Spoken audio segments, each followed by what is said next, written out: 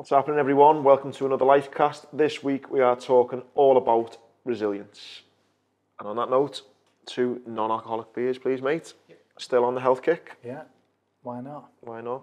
It's a funny one, this one. I want to kick this one off a little bit differently because resilience, I think everyone's got a different opinion on it. Yeah, people's view on it is definitely different. But from what I got up here, resilience is one's ability to adapt to stresses, change, or adversity and bounce back from them. It involves the capacity to recover from setbacks, overcome challenges, and move forward with the strength and determination. Resilient people are able to maintain a positive outlook, remain focused on their goals, and adjust their plans as necessary. It's easy to look at you and say you're resilient, isn't it? Yeah, I guess so from an outsider, yeah. But it's an extreme level of resilience. But let's talk about that, and then we'll move into more what you class as day-to-day resilience, I guess. If I'd have said to you when you was 18, you're going to get blown up in Afghanistan and this thing's going to happen, how would you thought you would have handled it? I think I would have been all right, you know. Really? Yeah, because I've said it on a few podcasts, anyone who's heard me speak, but losing my mum at 12 was the hardest thing I've ever had to go through.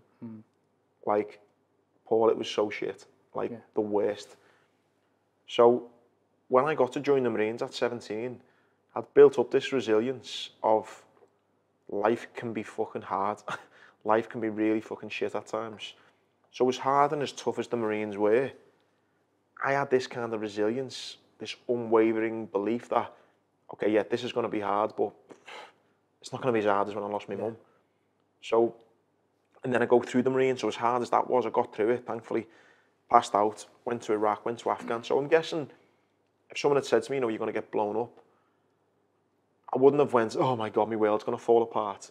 I wouldn't have said cockily to you, I'm going to, but I would have went, yeah, listen, we'll get over it type thing. And funnily enough, when you've said that to me, it frustrates me a bit when after I do the motivational speaking, someone, and it happens quite a lot, someone will say, oh, if that had happened to me, wouldn't have known what to do. And I always get frustrated because you would have, like, I don't think we give ourselves enough credit of how resilient we are, in my opinion. I don't know, maybe you guys here might say that not everyone is, but I think, you know, when things happen, you know, we kind of get on with them, and we've got levels of resilience that we probably don't really know. So for me, I'm not saying I would have, it would have been swimmingly getting blown up if you'd kind of pre-warned me, but I would have felt at that time that I had a decent level of resilience to get over it, yeah. Wow. I mean, I just can't possibly see how you get over it. You know, looking forward, if somebody said to me, you're going to be in a car crash tomorrow and you're going to look like, and you're going to have all the injuries. I said, look fucking dead ugly or something then. You're going to look like Andy. I think, fuck that.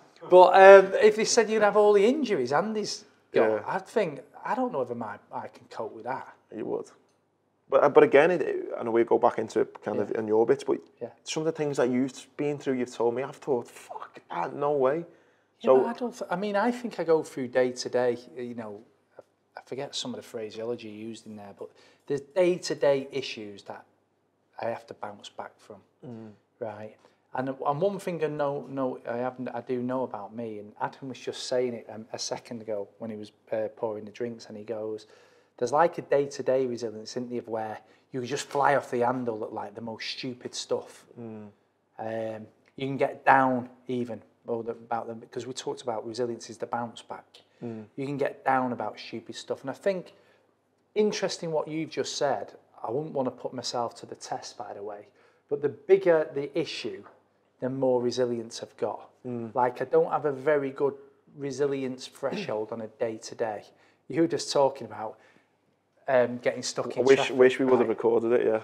And I can't even remember it, so it must have been a 2 out of 10. But what was it? We was in Spain and... We were in Spain and we were going back to your place, and I think it must have been a Sunday. There was a Sunday market on, so there was a tiny bit of traffic. Tiny. And I think you could have went one way and we would have avoided traffic, but you missed the turn, so we ended up basically going into the market or very close to it, where there was a lot of traffic.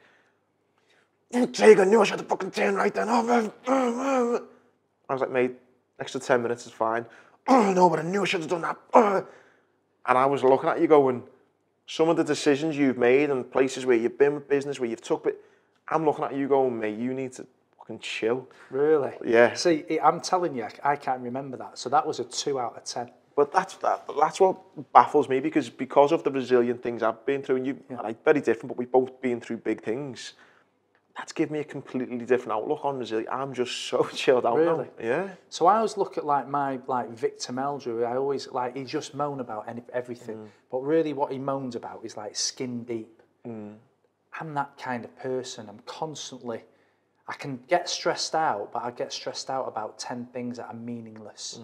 If there's something that's meaningful, I think that I've got an inner strength to get through that.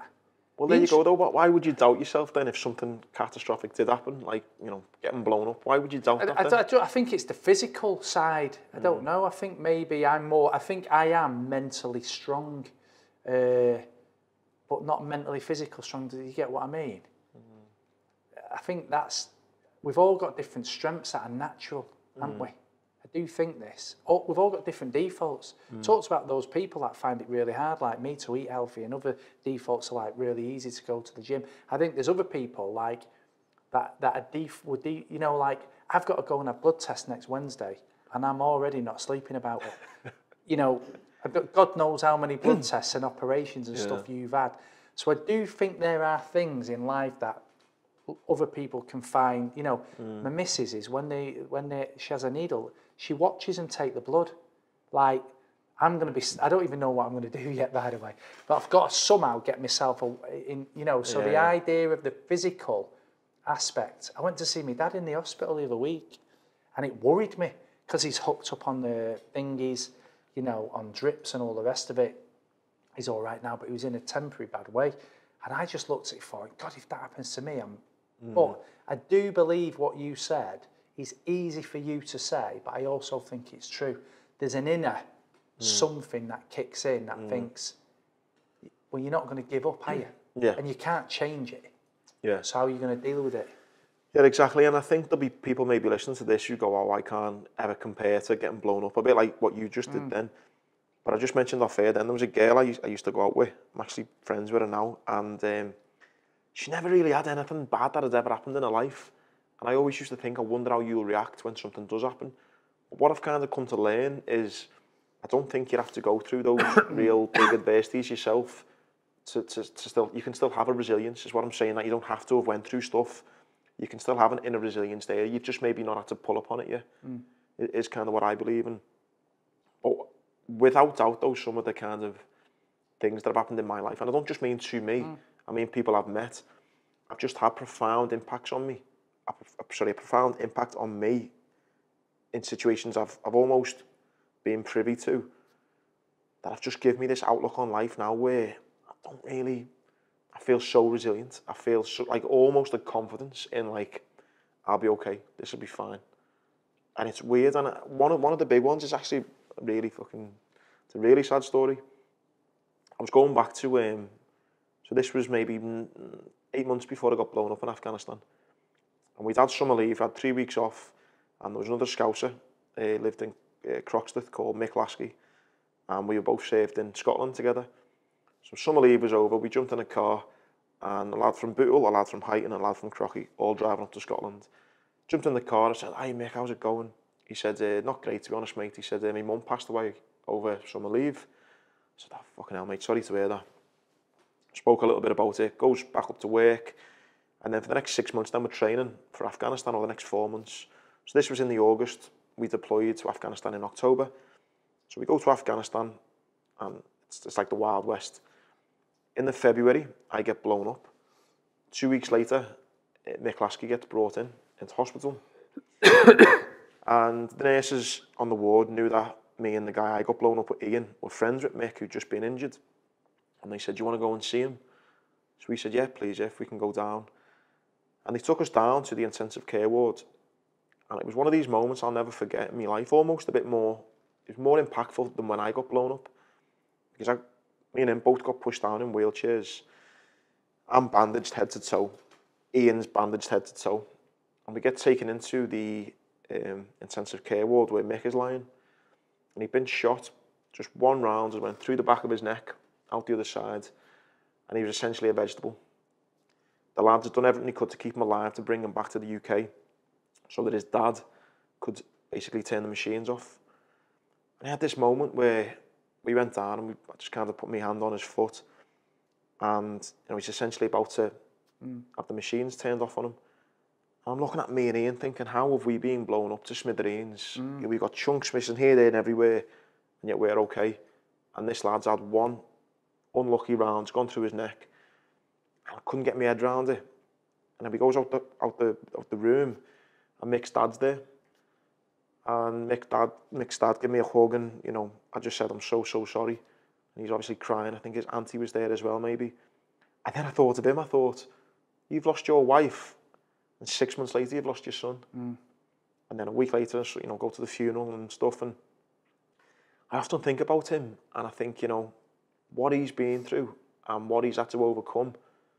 And then I relate it to my life, and I think, I've got to put a prosthetic leg on this morning. Who gives a fuck? So people might look at me and go, wow, you're so resilient, waking up every day as an amputee. I just think, imagine him getting up every day. He's lost his wife and his son in the space of 6 months. And I guess the point I'm getting at is what I said before, you don't always have to have went through those hard times. If you can try and almost, I know you shouldn't always compare, but sometimes I think it's okay to compare, to think, you know what, if they can do it, so can I, come on. And I think that can help with resilience. So it's your outlook to it? It's my outlook, yeah, definitely, yeah. When you was actually, like, when you woke up, or even when you was going through your worst time of your life, after you lost your mum, what were the things that you did to get, can you remember any things that you did to get through? And is there anything that happens now in life that's nowhere near as severe, but other than the outlook that you've just said, can you think back to any things you did to get through, or? I think keeping busy is one, and not dwelling on the situation, I think, for too long. It's that whole thing of, control the controllables, which I always go on about. And it's like, for example, my mum passing away. She ain't coming back. Do you know what I mean? It's almost trying to, get your head around that, I think, and not dwell on it as much as you can. I think obviously death's a bit different. It's something that you dwell on for a long time, but I think keeping busy was definitely one that I'd done as a kid, which was probably a bit easier as a kid because I'm always out playing football and stuff. I think keeping busy is probably one that I'd done as a child. I think as I've got older, I think one thing I try and do when, let's say, challenging situations come up is almost just take a deep breath, and just kind of take a, I think they call it a condor moment. Apparently there used to be cigars that they called. There was an advert on where kind of takes us to step back and has a cigar. Kind of take a condor moment and sit back and just kind of assess the situation, something I've got a bit better at. But I think mostly you've hit the nail on the head with outlook. I think my experiences, ones that I've been through myself and ones that I've seen, have just given me an outlook on life to think, you know what, it's not that bad. It seems bad, but you know what, you'll be fine. I've just got this weird confidence where I think it'd take a lot to happen to me for me to think, fuck, shit's at the fan. Yeah. I think, I'm very, and by the way, I think it can be a good thing, when you're going through a shit time, be grateful for it, because I think, the places it's going to take you on the flip side of it, once you get through the storm, the strength, the learnings, the wisdom you're going to have on the other side of it is massive. So I'd say embrace the challenges, embrace the change, because it's definitely made me a stronger person. When you look at your daughter, she's 8, is she 8? Yeah. What do you think about how do you help her build resilience? It's a funny one, isn't it? Because I would never wish anything that I've been through to happen to her. But at the same time, I don't want her to grow up being like this kind of why me, this victim kind of mentality. So I don't actually know the answer to that. I mean, you've got kids yourself. I mean, how... It's kind of, I wanted to have that kind of rough upbringing, but then at the same time, I also want to just wrap her in cotton wool and make sure she's always okay. Yeah. So it's a weird one of how I want her to develop that resilience, but I guess without sounding too cheesy, try and lead by example, she never ever sees me in a wheelchair or hopping around. She never sees me making excuses about my legs. She sees me doing all the normal things that, and hopefully subconsciously she'll grow up thinking, well, my dad only had one leg and yet he took me skiing, and my dad only had one leg yet he took me running, and so hopefully that's being inbred into it, to know that life's not going to be easy all the time. She's resilient? she can be a bit of a drama queen and get herself in a bit of a huff and a puff sometimes over the slightest little thing, which... And what do you do? Just try and coach it to have well, a different out? a little bit about having a little moment. I kind of go, right, like, breathe. Get her to do, like, 5 deep breaths. And I just say, look, it's something, maybe something tiny. Look, it's this. No one's shouting, no one's screaming. It's fine. Don't worry about it. I'm trying to kind of get that across to her straight away, to know that probably 99% of people, you know, moan about, like you, the traffic. Yeah. I try and say, look, this, do you know what I mean? It's fine. Yeah. So I'm a bit more like that. Yeah. But I think there's a negative to that, though, is that I probably don't get riled up enough sometimes, you know what I mean? Maybe, but I think that resilience of what I've been through, now my outlook, has definitely made me, just view things in a very different way. So when you get like day-to-day knocks, because there'll be other, like you say, there's people here going, well, I'm hopefully never going to get blown up, you know. I'm an adult now, and so I've had my mum through, you know, a chunk of adulthood. But day-to-day, you get knocks. I'm trying to think of some knocks, because I think they're more innocuous. It's like, I don't know, people taking the piss, or, you know, cancellations of bookings, or not getting the amount of bookings that you need, or I don't know what they are. Those honestly, day-to-day. mate, I don't want to sound like my life's perfect now. Honestly, mate, really? No, and you know what? It probably does come back to my injury as well. There's some days, so one particular knock that I've had, if you like, I had an infection on my leg for the start of the year, which meant for a few months I was like on and off my leg. I was taking antibiotics and stuff. When I'm having like periods, months at a time, where my leg's okay, I fucking feel great. Just to be able to walk the cafe and sit, I'm like thinking I could be on a beach in Barbados because of the struggles I've had. I take such comfort out of the little things. Right. Do you know what I mean? And I think because life has been that extreme at times for me, when life's kind of going all right and you do get a little bit of a knock, I think it is just my outlook and attitude. I'm just like, you know what? What are you like when relationships break down? Because I think the reason I'm drilling you more than me is I think you've got more exposure to being, to having to show resilience, really, in different, and I'm trying to bring it into like other, you know, into a more normality. There'll be people that, you know, split up in a relationship and fall to pieces. You know, I've been like that. Think of scenarios. So when when relationships break down. Oh, I've been like that. Listen, I was dating a girl for a few years, and when we split up, she went travelling, and it all just went to pot when she went travelling, and we tried to make it work, but eventually the relationship broke down. And she actually worked in Manchester, and I remember driving over there with flowers, thinking, it's okay, I've won it back, this will be fine. And she was just like, no, I meant it like this, we need a bit of a break from each other. I remember like just crying in my car all the way home, and then I think it was like the start of December, like New Year's Day, I went on a walk down Crosby Beach with my dad. I had a little cry to my dad even a month later, and he was like, right, come on, you need to sort your life out a bit here. So, yeah, I'm not resilient in... So what did you do? Cried loads. Did you? Yeah, and I'm quite an emotional person, especially in relationships. That's probably something where I've struggled on in my life, and maybe if you're going to delve a little deeper, that's maybe, I don't know, relationship, commitment issues, maybe with my mum, I don't know, there could be something in there with that. Yeah. But, yeah, struggled. So there's things like that where, you know, you've drilled down, there's probably parts where I'm not as resilient, and relationships are probably one of them. Yeah. I think, again, with like losing my mum, for example, with getting blown up, I think time helps as well, doesn't it? Yeah. Do you know what I mean? And I think it's people sometimes want a quick fix, but sometimes the lessons you learn through challenges and adversities, they don't come straight away. Yeah. It's, you know, weeks, months, even years down the line. So, so there's definitely been times where I've had me kind of, you know, chinks to the armour, and I've felt like, fuck, but I think in general, on the whole, I've been all right with it.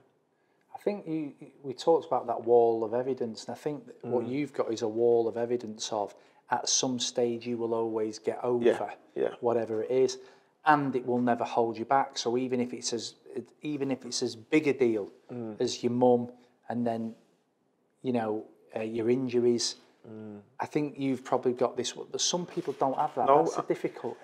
And it is difficult, and that's why I find it's difficult to answer when people ask me, because I think sometimes when people hear about my story, they think that I've got this little pill that I say, just take this, you'll be fine, or this one little quote that people can, and it's not like that. It's something that I'd say fortunately for me it's happened, and it's enabled me to build up this resilience. But that's why I kind of stress to people, you know, take other people's challenges on board and try and mold them into helping you build your own resilience, because, like you say, not everyone will have had the level of challenges that I've had. Some people won't be resilient to what people think about them. I think that will be quite a common one where people... Massive, yeah. How do you treat that? I look at some of these, honestly, Gary Neville could put something up on Twitter or something where he's really trying to help, and he gets a load of abuse, and I think, I wouldn't be that resilient to that. That'd be another area of resilience. What are you like when it comes to that kind of... I couldn't give a fuck. Really? Yeah. I had it literally at the weekend, so we put up on, obviously we do LIFECAST, we do a sports show on a Friday, and I had an Evertonian mate who basically, trivial football chat, he basically said we'd sell our best... Oh, I've seen it, yeah. Mate, went crazy viral. Anyway, he basically said we should sell our best goalie and we could buy 2 or 3 players which would make us better. I thought it was a pretty valid point. Anyway, it went viral. Someone quote retweeted it and said, "I see he's talking to Andy Grant. That bloke's a fool. I wouldn't listen to anything more." I was like, fair enough, okay. Didn't bother you at all? Didn't even know. No, I just thought, fuck no. Yeah. And I think I've been like that for a while, yeah. I think maybe being a dad's maybe helped with that. My priority is this, you know, little girl. As long as she kind of respects me and loves me, and, you know, my dad and my sisters, then, you know, I'm friends to an extent. Obviously, I care what you think and stuff, but if someone on Twitter is, you know, calling me a knob, then I'm all right with that, like, yeah. So, yeah, I think it probably all just does come back to some of the... I've just fried bigger fish in the past, that these little minnows of adversities and challenges aren't really playing a part. And I do feel for people who... That's what I mean. I actually feel sorry for people who haven't been through big... Not that I'd wish any adversity on people, but I do think it's made me the person I am, and I do feel very grateful for it at times as well. Yeah. But you must have been through some as well. I know it's kind of quite easy to think, oh, Andy, but the adversities you've been through and the challenges that we've had... See, I think mine are just constant. I'm up against constant challenges all day, every day, but they're like the little vibrations, you know what I mean? As I say, I don't deal very well with day-to-day little... Would you say you're a resilient person then? I don't know. I think mentally... I think mentally, I'm probably one of the strongest... That side of resilience, and I think this is the point. I think we've all got different... Some people could... if somebody had a go at me on Twitter, it'd fucking ruin my day. I'd be fuming. If we get stuck in the traffic, I'm fuming. You know, when it comes down to like the pressure of work, people would wilt way before I'm going to wilt. So there's a resilience in the pressure. So if it's to do with handling pressure, and that's why I think these resiliences have many masks. Oh yeah, because I think when it comes to handling pressure, I honestly think like I'm up there with anyone. But I could also, when I originally thought of resilience, I thought like physical resilience. I'm like, can't even have an injection. Do you know what I mean? Without, and then you start, but then people, you know, having a go at you. Have I got a thick skin resilience? So I feel like there are all different. But I think resilience is. No, I agree with that. But I think resilience as well comes down to a bit of self-discovery as well. And I think you're one of the best at that. So that's what surprises me. Why you wouldn't class yourself maybe as resilient? Because I think, you know, failures in life. I remember on one of the podcasts you spoke about loads of business ideas you've had, and maybe only X amount of them have worked. But that in itself takes a lot of resilience to bounce back from failures, to come back from it, to be able to know where you went wrong in your life and sit down and, you know, reevaluate and look in the mirror and say this, and to hold yourself accountable to things, what we spoke about last week. It's all of these things I think are built into resilience, added with pressure, which I think, again, you'd say yourself, one of the best at handling. So it surprised me when you go, oh God, I don't know whether... Because I think it's how you look at it, isn't it? And I think probably because I'm chatting to you, one of the first things it comes to is like the physical resilience that you've had to go through. And I think I was only having, like I say, I was only having an injection two weeks ago, and my head went. Do you know what I mean? Yeah. So and it annoyed me. I tell you why, because you know I think I'd just come out of a Be the Standard. I'd just been chatting to Kevin. Sinfield, and he was talking about doing something. Mike was there who's just rode the Atlantic. You're there who's come over with all these resilience. Sometimes you can feel inferior, right? Depending on how you're measuring it. And I remember me thinking, all I've got to do is go for an injection, which I'm not really very good at. But fucking hell, if this lot can go through all this, you can go for an injection. People expect you to be resilient. And me head, you know what I mean? Oh, that's great. I never thought like that. So I feel like people can be slightly down. You know, when we did the podcast, and the podcast was about success, and you measured my success you've completely different to yours. Yeah. I've done exactly the same thing as what you've done on a different topic. I've looked at everything you're really resilient at and judged resilience based off that, and actually ignored. Just took all the good things you do in resilience and just ignored it. So the message again is the same message. The people that are listening to this that think they're lacking in resilience, right? They're probably not. What they're probably doing is judging themselves compared to somebody else who's got a great example of where they've been more resilient than you and adapted that to whether they're resilient or not. Yeah, it's interesting that. On that as well, what I think is a massive tool, and it's definitely helped me, is, and it comes up on probably most weeks now, is the surroundings, you know, the people you keep in your company.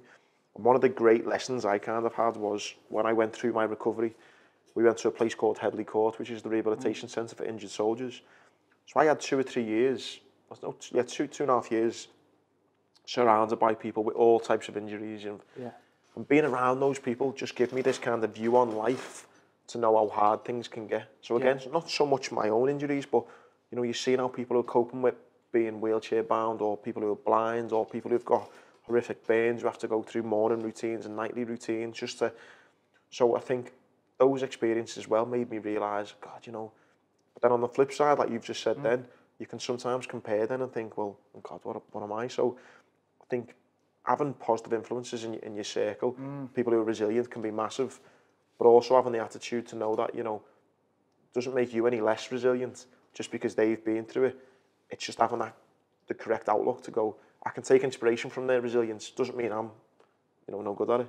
I think that's the key takeaway from this, is the person who's asked, who put forward and said resilience, probably thinks in comparison to you they're not. Yeah, which I hate, so don't do it. But in reality, I'm guessing that we all have, you know, different levels for different perspectives, as we've just discussed. And I think that is the takeaway, similar to the one on dealing with success. Because again, putting it back to you, if I could, if I've been through after stuff in the business world and stuff that you've been through, then I would have fucking quit a long time ago. There you go. Do you know what I mean? So I think it does all, it is swings and roundabouts with it. And it's something that you can work on as well. And I think if you're going to grow as a person, you know, resilience is one of those kind of chapters that you do need to work on, because life's not easy. Yeah. Do you know what I mean? There's always going to be speed bumps in the road and distractions and challenges, and it's how you essentially, you know, push past them and grow as a person. I think the key thing as well that I've talked about this is, and you don't wish it on people, but the hard times that you've had have helped shape your resilience over and build that resilience over a period of time. So, and I think if we end on that as well, on an outlook, and I'll end with a cheesy story, because I think it's fantastic, and it's a bit of resilience sprinkled in there, but it's I think you said it at the start. It's more my outlook, and I think this is a great outlook to have. It's the story of the Chinese farmer. You read that one?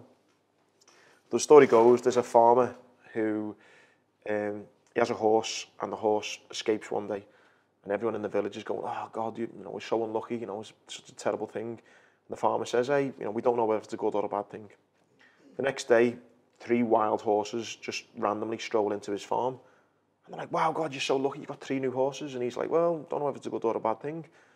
The next day, his son tries to break in one of the wild horses, falls off, breaks his leg. Everyone says, oh, wow, we're so unlucky, you know. He says, well, we don't know if it's a good or a bad thing.